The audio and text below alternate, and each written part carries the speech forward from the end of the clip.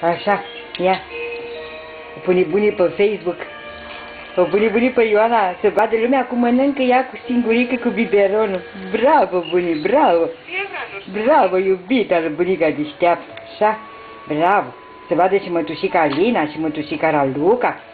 Și mamaia de la Tulcea și tataia Aurel. Da? O să vadă și ei bunii.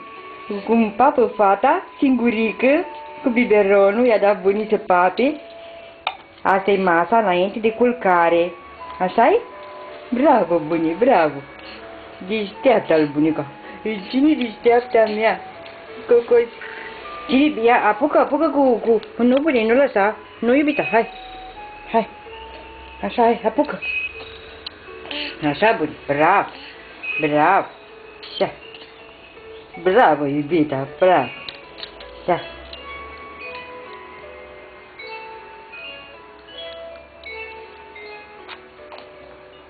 Ha, unde a plecat? Unde a plecat, bună? Unde a plecat? Ia, ia la bună. Ia la bună ei. Așa, așa, așa, bravo, scumpa mea, bravo. Așa, bună, ridică așa, așa, că da. Bravo, bravo, iubirea lui bunica mititică. Ciuciuloanca lui bunic. Iar acum 6 luni și o săptămână și chiar și câteva zile. Da, și uite cum papă ea singură, da, Ioana Alexandra, papă frumos. Bravo, bunii, bravo. Hai, dăm pupici la cei care vor să vadă video. Bravo.